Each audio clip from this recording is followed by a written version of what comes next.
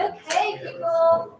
Welcome to Ethics of Half-Past Noon-ish Talks. By the way, we have a new time schedule from now on. We're going to start at 12:30 instead of 12. And there's no UFT time, as I've just been told. 12:30 sharp, not 12:35. But today, let's welcome Dr. Garrath Williams to talk about transnational corporations as neo-colonial boomers. Thanks so much. It's lovely to be here. I'm going to start with a bit of self-promotion and also to explain the background to this talk. So, 24th of November, we'll be having a discussion of my short book about how you should frame corporations from a Kantian perspective. And I don't just mean business corporations, also universities, churches, political parties, charities, all are artificial legal persons or corporations. What I don't do in that text is discuss international aspects, talk about how states are responsible for the existence of any artificial legal person that requires state authorization.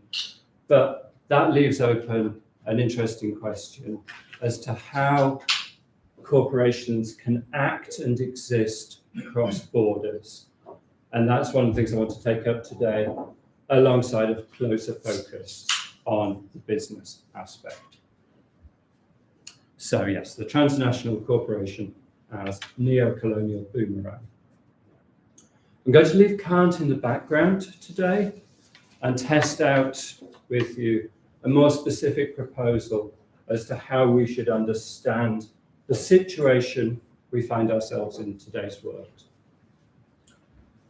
As regards the activities of transnational corporations, of course, as my title says, and also regarding the increasing incapacity of our states to uphold civic rights and public goods. Both the world's poorer states, often former colonies, but also the world's wealthiest democratic states, often former colonizers. What explains their lack of power to uphold, as I say, civic rights and public goods? To start with a few words to explain the term neo-colonialism. So it was coined nearly 70 years ago, very soon after formal independence by most of the nations in Africa and elsewhere, by the leaders of those states, to describe the situation where a country's formal independence, released from the colonial shackles, did not correspond to actual capacities for self-rule. So for anyone holding political office in those countries, it would be easy and tempting to act as a stooge for Western powers. It would be difficult and dangerous to govern in the interests of their country's citizens. So here's a quotation from Kwame Nkrumah's famous book of this title, 1965, Neo-Colonialism.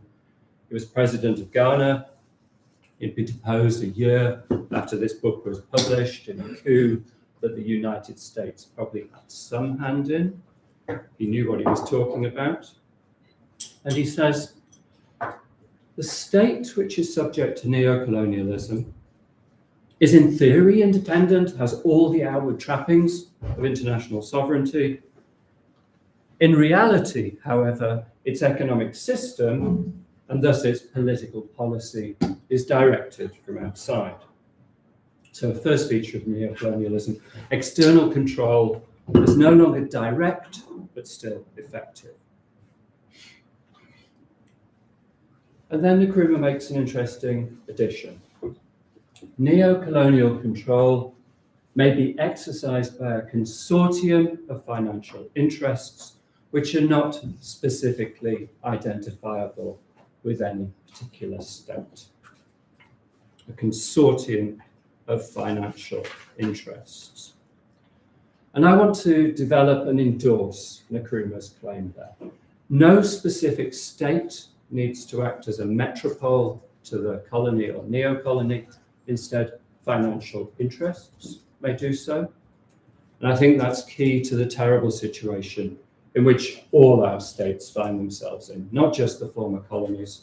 I'll go so far as to say, for nearly every state in the world has been colonized by those financial interests. Meaningful self-rule, sovereignty, democracy has become impossible. But first, let me note the obvious problem with that addition that Nkrumah makes. Unless we picture that consortium of financial interests as tightly and deliberately organized for the sake of domination and exploitation, unless we see it as a deliberate agent, we lose any analogy to the idea of a metropolitan colonial power which exercises this effective control.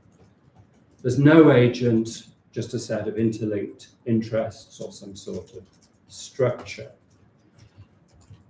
And in that case, the term neo-colonialism is liable to seem merely rhetorical. It signals the view that international injustice or power inequalities persist. But unlike colonialism, which obviously means government by an outside power, neo-colonialism would convey nothing so concrete about the form, nothing so concrete as actual governing.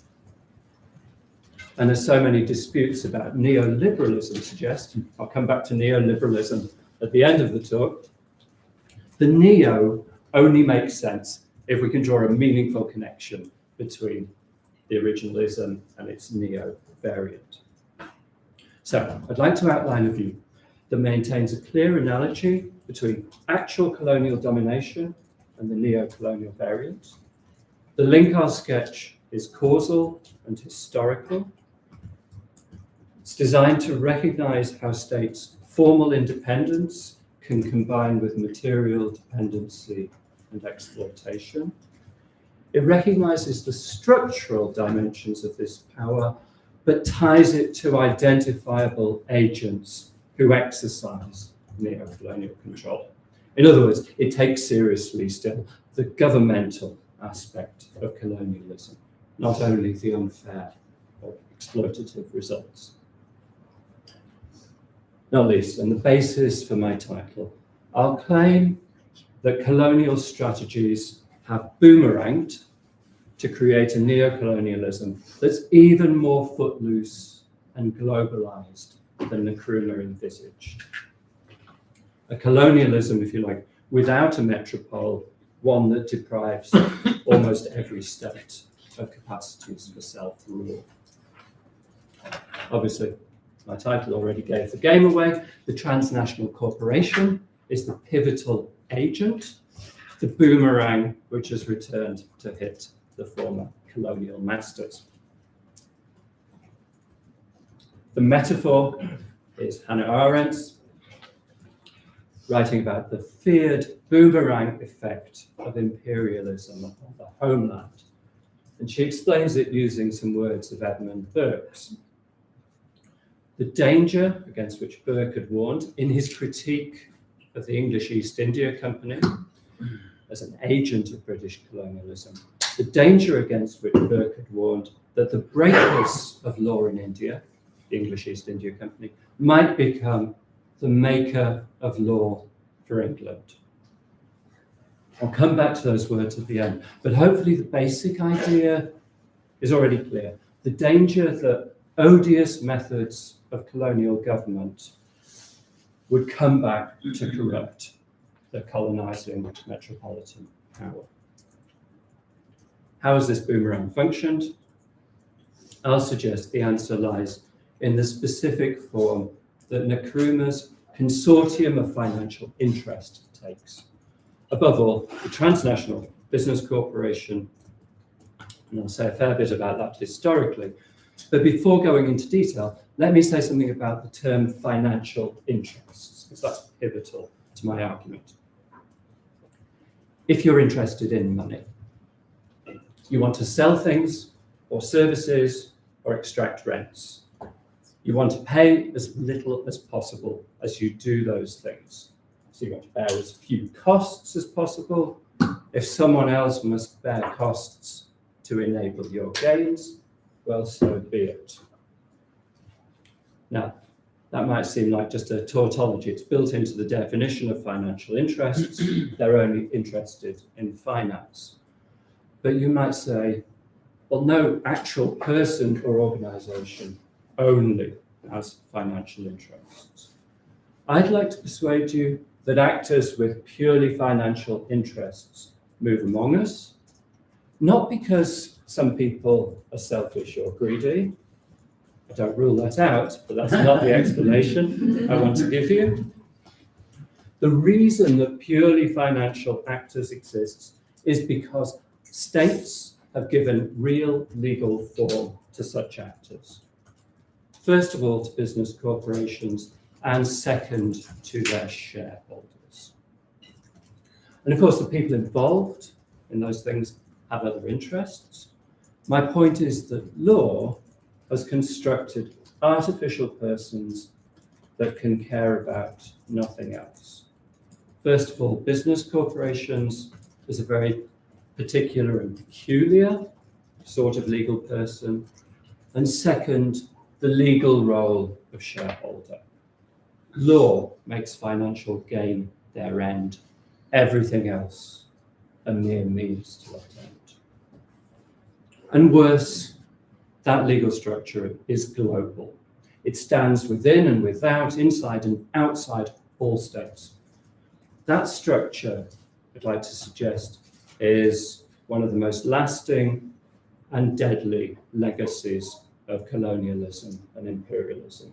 It's created financial interests powerful enough to dictate terms, not just to the former colonies, but even to the world's wealthiest states. So, having set out my stall, let me try to make that case by sketching some history. Many of you'll know, Western colonialism and business corporations were born as twins. For example, or for two examples, the English and Dutch East India Companies, colonizing, commercial, corporate. You can see their logos there, including the coat of arms granted by Elizabeth I. Just like a feudal estate was a corporation whose status was symbolized by a coat of arms, so too the English East India Company. The English Crown, the Dutch Republic, chartered those first business corporations with their own names in mind. For the states concerned, the aim was power, colonial possessions, mercantile wealth, military capacity. In theory, private profit for the people in the corporations was more like an incentive than an aim. But in practice, what emerged were organizations that engaged in colonial and commercial activities very much on their own account. Their main end was to generate financial returns for their directors, their agents, their shareholders. And their most essential means to that end was to secure the strongest possible power position. Colonizing commerce is a risky venture, especially when your state-sponsored monopoly actually turns out to involve vicious competition with another alleged monopolist. So, in an uncertain world subject to all sorts of rivalries, power is the only basis for confidence that you'll be able to sustain financial returns into an indefinite future. Now, when the states, Dutch and English states, granted merchants and adventurers this special status of incorporations, they turned the merchants, the individuals, into corporate directors. I want to underline that that was a significant legal gift. in fact, a gift of governmental power. The merchant directors now governed a permanent hierarchical organisation, one which in both cases would grow very large and last for centuries. But the directors were no longer individuals acting in a private capacity. They no longer needed to bear the personal risks if anything went wrong. Debts and losses belonged to the corporation, not to them, because the corporation is a separate legal person from the people involved. And that's one reason why the corporate form has long raised worries about irresponsibility. That corporation, the separate legal person, is liable for corporate deeds and corporate debts. The individuals who decide those bear no liability. So, the backing of the state, the legal security of incorporation, the power to govern a permanent organisation, all made it much easier to enlist investors. To do that, both of these companies drew on an older model of doing business, the idea of joint stock. I want to say a few words about that to explain what changes and how it quite radically changes with the structure of business corporation.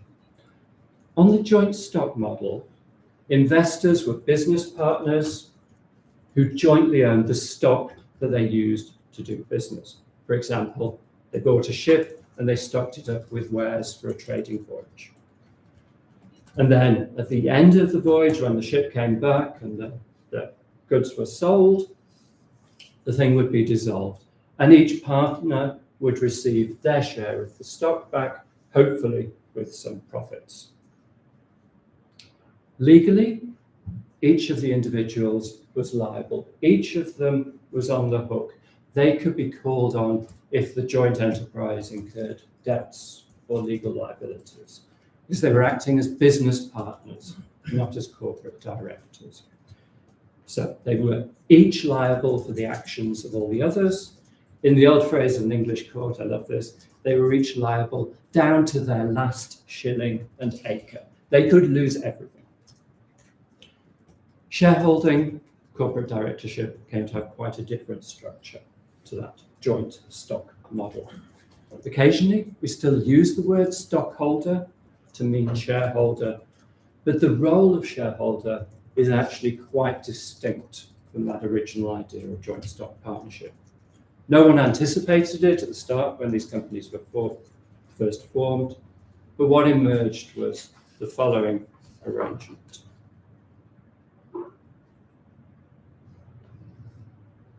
First, shareholders put money into the company, but unlike the holders of joint stock, they could never get it back from the company. That was an early decision on the part of the Dutch East India Company. It was meant to work on the original joint stock model. The investors thought they were going to get their funds back with profits. The powers that be in the Netherlands decided it made much more sense to have a permanent corporation. So the funds that the stockholders had invested temporarily, as they thought, were given over permanently to the Dutch East India Company as a separate artificial legal person, potentially forever, or at least for the several centuries until it went bankrupt. For the shareholders, or original joint stock holders, this was a bitter pill to swallow. It was sweetened by two things. Shareholders got dividends at the discretion of the directors. They got a share of the returns. And more important, shareholders could sell their share certificates to anybody and get their money back from whoever was prepared to buy those certificates off them. Hopefully more money back. In other words, stock markets, which we all take for granted now, were born. Markets for share certificates by means of which people with money could take on the legal role of shareholder. That was one part of the arrangement. The second part of the arrangement was that shareholders had no liability. They could lose the value of their share certificates, for instance, if the company were to go bankrupt, But that was all they could lose. And this is a second way in which the corporate form limits liability, or if you like, promotes irresponsibility. First, the directors aren't liable, and second, the shareholders aren't either. Their losses are capped at whatever they paid for their share certificate, but there's no limit to potential gains that they might make on stock markets. One way of describing those original companies is as public-private franchises. States granted this corporate governmental power to company directors. They granted beneficial rights to shareholders in order to extend those states' capacities to govern by giving colonial responsibilities to directors and employees, granting them powers to act and govern beyond their borders. Colonialism. Of course, the people involved, the company directors, tended to be more concerned with private profit than state purposes, and likewise the people who bought share certificates. So a more judgmental way of putting things would be to say that public power was captured for private gain. These corporations were never reliable agents for the states that franchised them. Richly empowered by their governments, the directors, other leading figures, enriched themselves enormously. Shareholders also benefited. And in the English case, less so in the Dutch case, shareholders also had a share in this captured power. They had limited governance rights to be informed about the company's business activities and finances, to participate in general meetings and electing corporate directors. Does that history, potted history, sort of add up and make sense what I'm saying about these distinct legal persons and the special invention of shareholding? Okay. Now, you might think I'm heading towards a simplistic, simple-minded, rhetorical leap. Modern transnational corporations as the latter-day versions of the colonizing, looting corporations of yore. But the differences should also be obvious. Even the largest transnational business corporations today are not colonizing agents for states. They're not state-sponsored monopolies, except for a few oil companies. They're not state-controlled. Their hands may not be clean, but they don't cross borders by force, nor do they simply loot and plunder. So I want to offer a more careful analogy with the following thought. With the transnational corporation, domination, exploitation, the capture of state power for private gain have all been written into law. And that's happened in legal regimes worldwide, resulting in, as I said before, a sort of colonialism without metropole, a new sort, a neo-colonialism. When Nkrumah was writing back in 1965, it was reasonable to assume or to claim that Western states benefited, even if the relevant power was better described more as a consortium of financial interests. But now, I'd like to say, given developments over the past 40 years or so, we have a metropole that is no state and doesn't serve the interests of any specific state. The metropole, colonial power, is wealth invested with governmental power by the legal regime of corporate shareholder. That legal regime in turn generates the goal of creating more wealth, financial returns for business corporations and directors and shareholders. And the most essential means to that end is a logic of power. Size, market share, preferably market dominance, abilities and strategies to resist every governmental attempt to restrain or control your activities. That's the contemporary corporate neo-colonialism that holds all states hostage. To show how we got to this situation, let me add two more historical steps.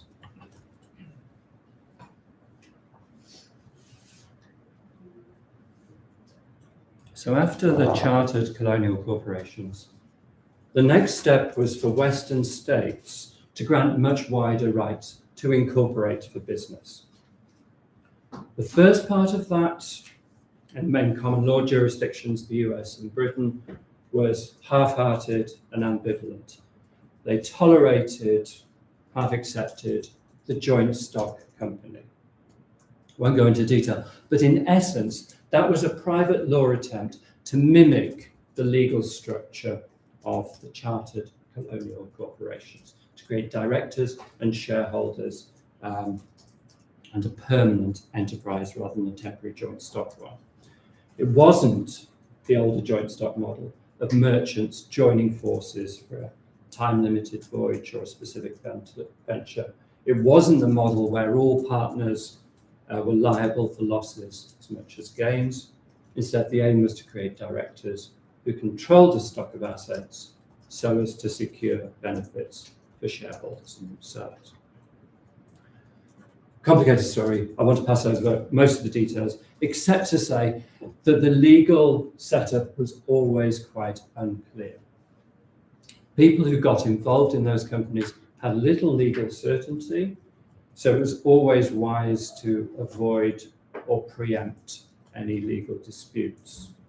If the members of those companies or their contracting partners couldn't sort things out between themselves, then going to court was liable to be costly, time-consuming, and unpredictable. That kept these companies relatively small in scale.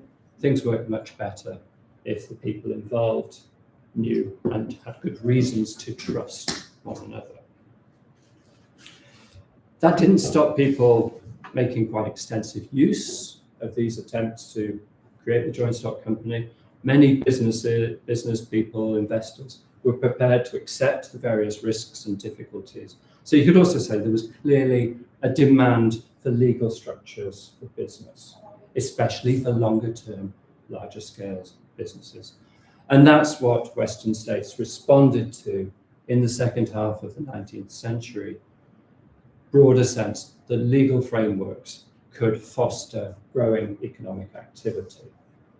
So, for example, the English Parliament passed several acts culminating in the 1862 Companies Act, which created a legal regime so that everybody, by following certain standard procedures, could create a business corporation, an artificial legal person, with directors and shareholders, neither of whom were liable for its actions, as I say, just by following some standard procedures. And other Western states took similar measures. The features of those 19th century legal regimes are familiar and stay with us today. Businesses can be corporations. Business is a legal person in its own right, with its own assets and liabilities, potentially immortal. Directors control the business with ample rewards, but without personal liability. The corporation can issue share certificates, which are freely transferable, thus allowing stock markets. Shareholders have limited rights to benefit and limited rights to govern, usually to information bearing on business finances, and a right to participate in electing directors.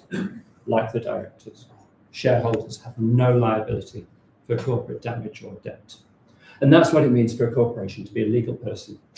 Even if actual flesh and blood people make the decisions, which they must, or benefit from it, the corporation acts in its own right and on its own account.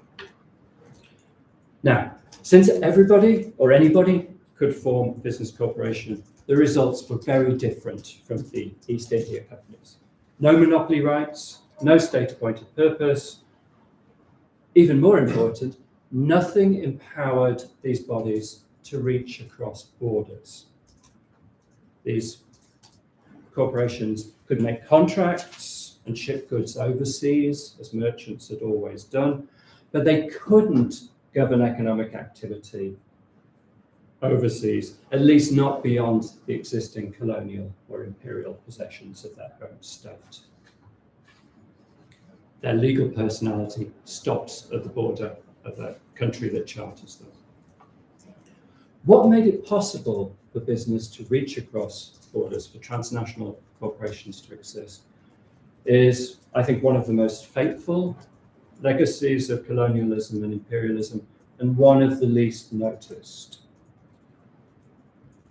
So this is Katerina Pistor and her colleagues pointing out that the majority of countries around the globe either copied or were given the basics of their corporate law from France, England, Germany as a result of colonialism, legal imposition after a lost war, or voluntary, quite big scare quotes quite often, imposition, response to foreign pressure to retain their formal independence. And that legacy remains firmly in place. Most countries have corporate law regimes that parallel those in Europe and North America, where they came from. That provides the basis for transnational corporations as we know them. We only need to notice one more feature of modern corporate law that usually passes without comment. Corporations themselves can own the share certificates of other corporations, take on the legal role of shareholder, and exercise the governmental rights involved in it. Above all, to participate in appointing corporate directors. So what we have are networks that cross borders, not with the violent impunity of the old colonial corporations, but as a matter of legal, I would say, neo-colonial right. To illustrate.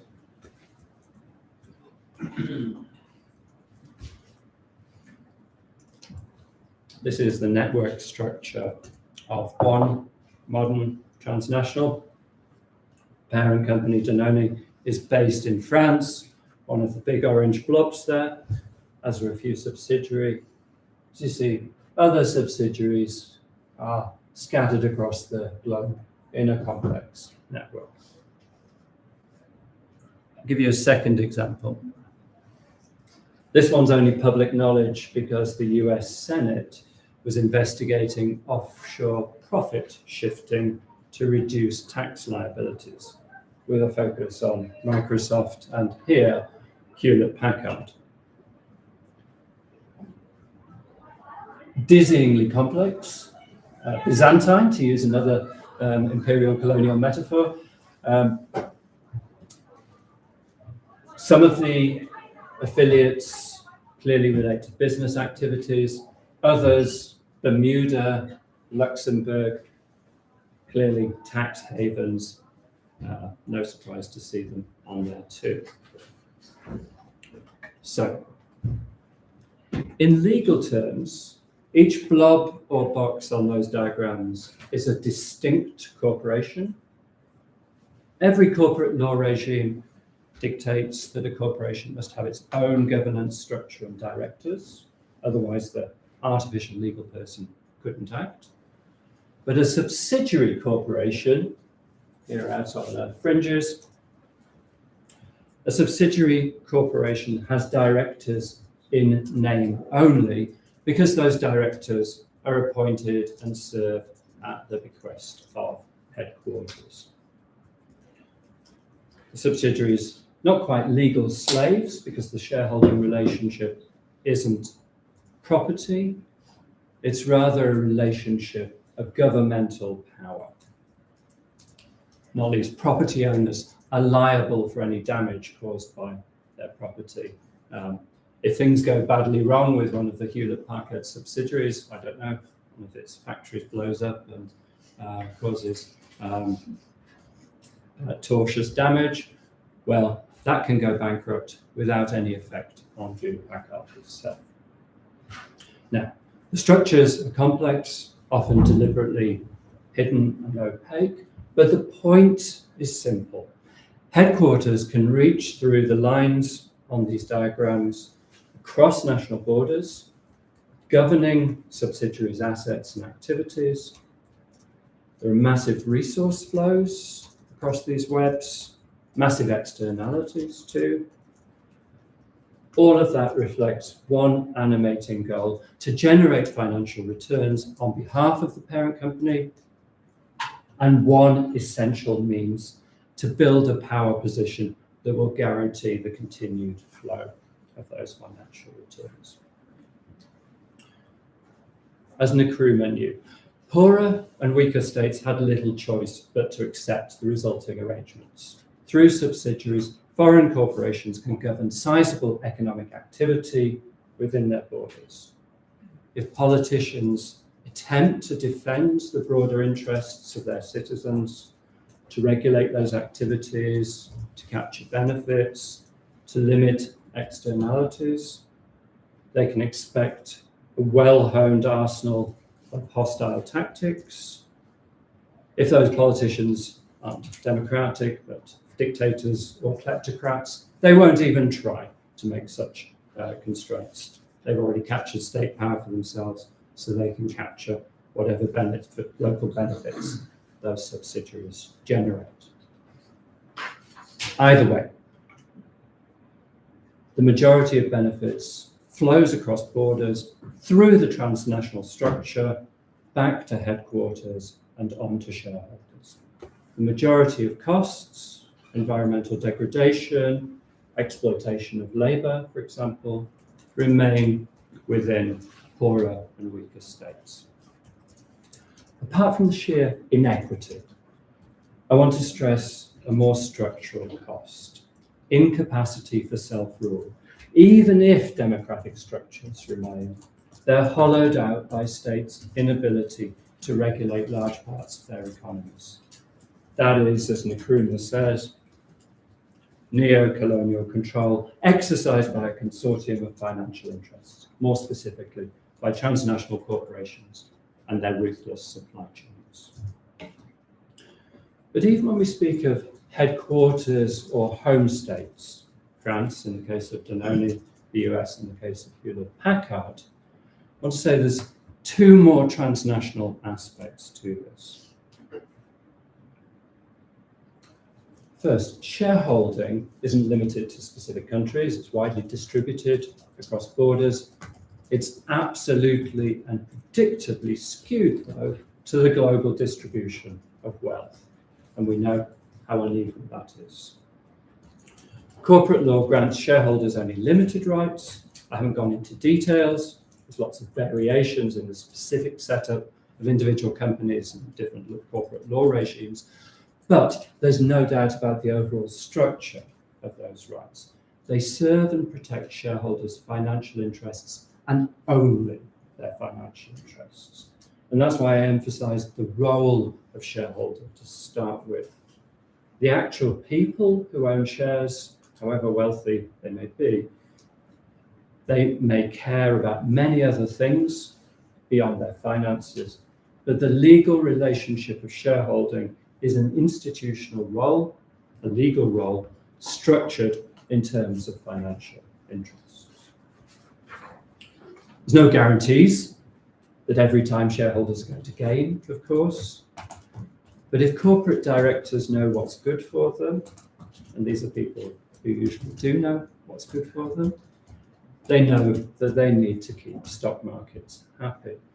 So what we have is a legal structure with formidable agency, a legal structure that constitutes corporations and shareholders too as actors whose animating and overriding purpose is financial. So it powers consortia of financial interests through stock markets, and I haven't gone into this, but major asset managers like BlackRock as well. So we have a governmental structure with two loyalties. It must serve shareholders' financial interests, and also, well, I haven't gone into this either, it needs to follow purchasing power. If your interest is financial, then you want to sell things, and we know where that financial power is located in the world, absolutely and predictably skewed. Third aspect to this transnational structure. And to say no state is no state is in a position to impose significant obligations on these corporations, whether subsidiaries or headquarters. I'd make a limited exception, perhaps for China, because of its sheer size and because of the sheer size of the market it controls, but almost all states this applies to. When Nkrumah was writing, 1965, Western states could still exercise some control over the corporations headquartered in their territories to ensure that their citizens broadly benefited, to limit the costs and externalities suffered by their citizens. So you could say the former metropoles were neo-metropoles, while the former colonial dominions became their neo-colonies. Given that situation, where there was both benefits and control of benefits for the states that headquartered these corporations, those states had reasonable grounds for continuing to empower those transnational actors. I haven't said anything about that, but let me flag now two ways in which these transnational corporations were empowered by Western states. First, the negative side of things. The countries that were talking about neo-colonialism, such as Ghana, tried to use the United Nations as a decision-making forum to exercise some control over transnational economic activity. Some of you might at least have heard of the idea of a new international economic order in the late 60s and early 70s. It was formally passed by the United Nations, but any concrete implications of it, those were firmly defeated by Western powers. And the way they defeated it was by creating all sorts of arrangements to foster transnational business that did not go through the United Nations, where poorer countries had one member, one vote, an absolute majority. They turned to other arrangements such as the World Trade Organization, or before that, the General Agreement on Tariff and Trade, a range of investment treaties, with the general effect of expanding and strengthening the rights of transnational corporations. No corresponding duties, but increasing rights for them. For the most part, poorer states were strong-armed and arm-twisted into those arrangements. What I want to point out is that so far as corporate power is concerned, those treaties have also effectively disempowered the wealthy states that sponsored them, not just the former colonies.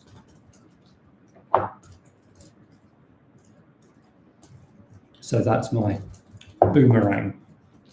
Continuing gift of power, transnational in structure, means that Western states increasingly share in the powerlessness of their former colonies. Corporate activity, of course, still brings some gains to their citizens. Most of us here benefit from underpriced goods based on externalities and exploitation overseas. A few of us benefit from shareholding. Anyone in this room who's lucky enough to have a pension? A tiny minority is enriched beyond measure. But decent and decently paid jobs are scarcer. Bad jobs are ubiquitous. New types of externality pile up without corresponding regulation. So think of big tech's social and disinformational effects, for example. Older types of externality increasingly return, so various forms of pollution and health risks. And worst of all, no one, no state, is able to tackle the global catastrophes of climate damage, plastic waste, ecological destruction. So more broadly then, we're claiming that Western states now share in the important consequence of handing transnational governmental power to business corporations. The structural cost is powerlessness, the loss of meaningful capacities for self-rule, the loss of capacities for sovereignty and democracy, or in other words, the loss of just those capacities that count as the opposite of colonial domination.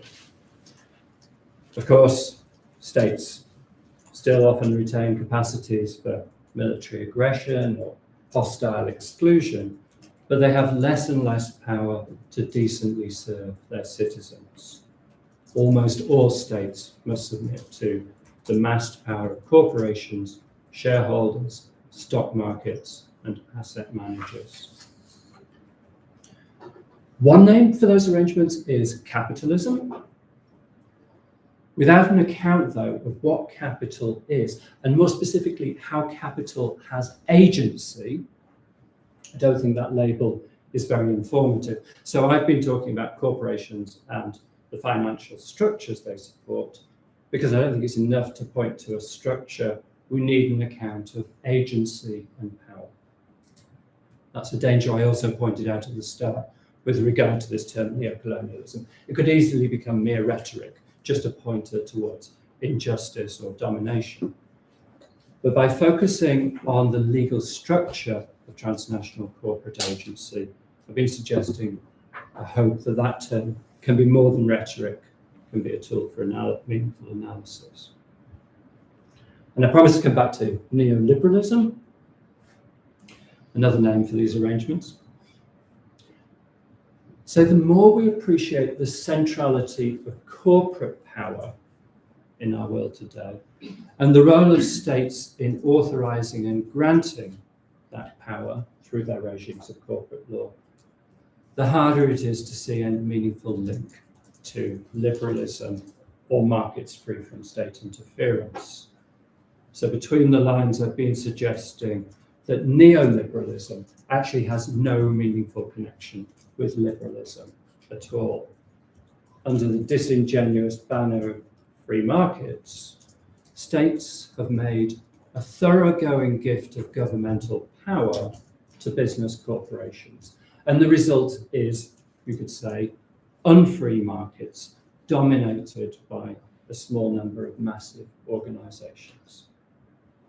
And that gift means that the liberal mandate to uphold the rights of their citizens has gradually faded, even when politicians want to defend civic rights and public goods.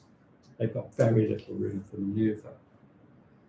So my proposal, with just a slight sense of overstatement, is that we say not just capitalism or neoliberalism, but neo-colonialism. With the transnational corporation, we have legal arrangements that render all states subject to consortia of financial interests. A neo-colonialism that goes even further than Nkrumah feared, to conquer the states that originally launched colonial corporate commerce upon the world. Increasingly colonized by their own creations, captured by corporate interests, their lawmaking increasingly constrained by those interests, their political executives increasingly subservient to them. So let me round off with that quotation from Hannah Arendt that I began with. In one sense, the business corporation has been tamed, brought under law in most of the world's jurisdictions, no longer an agent of outright colonial conquest and imperial domination. No longer, as Edmund Burke said of the English East India Company, the breaker of law in India. But on a longer view, the East India Company has turned into a maker of law for England, and not just England, as Burke feared. The irony is almost too sharp. At just the same time as the British Parliament was finally dissolving the English East India Company in the late 1850s, it was also legislating business corporations into law. I mentioned before the 1862 Companies Act. And although they had no state-sponsored mission or monopoly, those corporations were based on exactly the same structure as the East India Company, a moneyed conspiracy of directors and shareholders and stock markets. And not just in England, of course. I mentioned other European and North American states really adopted the same model in the following decades. As part of colonialism and imperialism, they exported that model to most states across the globe. So the English East India Company became the maker of, or at least the template for, corporate law the world over. But legalizing the original breaker of law has only empowered it. These arrangements create agents whose overriding concern is financial. States are increasingly powerless to manage or restrain that power. There's not the slightest chance of them reclaiming the legal agency and governmental powers that they've granted through corporate law. So what we have is a capitulation to Nkrumah's consortia of financial interests, which has boomeranged on lawmakers everywhere. Supposedly democratic citizens still benefit from flows of cheap goods and services. The very wealthiest among them, we pension fund holders, still benefit from shareholding. But increasingly, we're all become neo-colonial subjects. Our politicians can still offer us the tawdry consolation prizes of hate and exclusion, but they can deliver neither liberal rights nor public goods. Thank you very much.